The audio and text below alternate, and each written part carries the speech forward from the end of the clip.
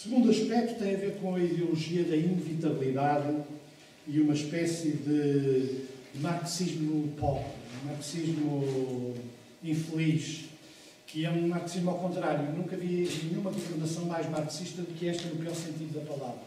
Porque todos eles acreditam na relação entre a superestrutura e a infraestrutura e são firmes partidários da subordinação da superestrutura à infraestrutura. Isto é um marxismo mais simples, ou seja, acham que a economia é que determina tudo. E sendo a economia que determina tudo, função da ação recíproca, aquela ideia hegeliana que Marx aproveitou, a Wechselwirkung, não funciona a não ser num sentido único. A ideia do ajustamento é essa. A ideia do ajustamento é de que existe um estado natural da economia que foi violado por se viver acima das suas posses e a função de uma governação é repor o estado natural da vida em Portugal. E, por sinal coincidência, esse estado natural é a ideia da pobreza natural do país. Um país sem empresas, sem verdadeira economia, arrafado pelo Estado, com uma classe média que cresceu não da vida económica, mas encostado ao Estado. Portanto, depois há um conjunto de coisas e mais.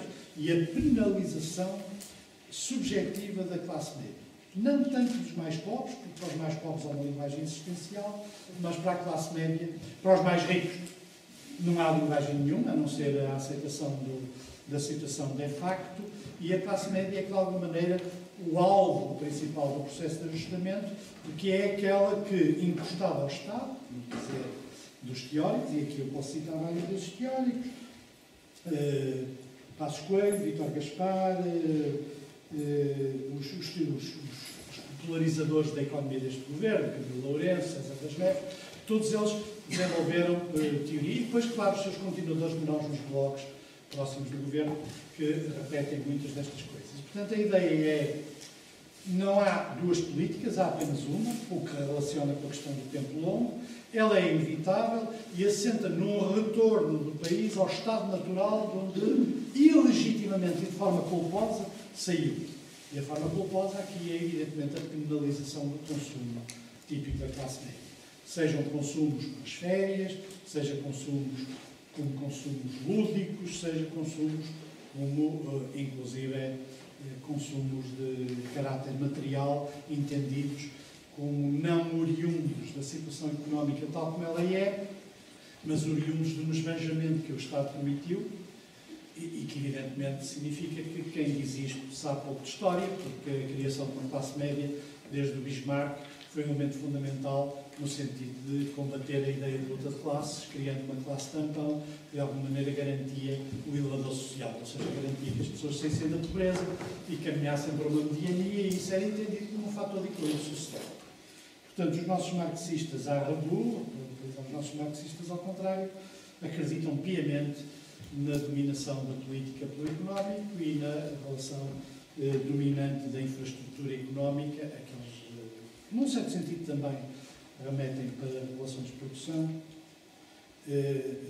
funciona. Isto, evidentemente, não tem nada democrático, não há nenhuma inevitabilidade nas políticas seguidas, não há nenhuma inevitabilidade neste olhar sobre a economia, e é sempre possível determinar, mesmo do ponto de vista de defensores da austeridade e do ajustamento, alternativas com outras características.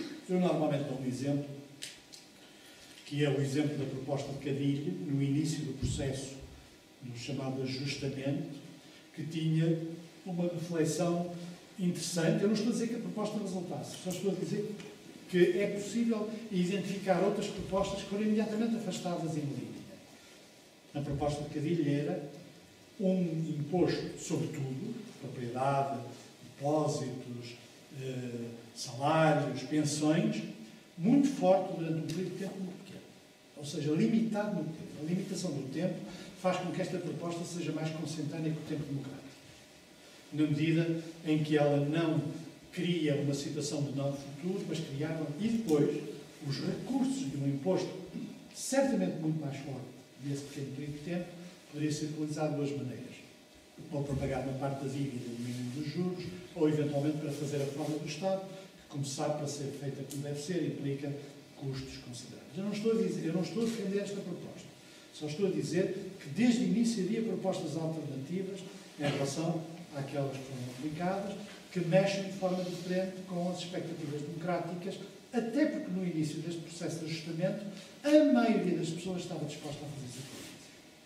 Do ponto de vista psicológico, é raríssimo isto em democracia, mas existia essa predisposição. Se os sacrifícios fossem salvíficos e durante um período de tempo pequeno, provavelmente seriam mais fáceis de aceitar do que um processo em que tudo que é temporário se torna indefinitivo.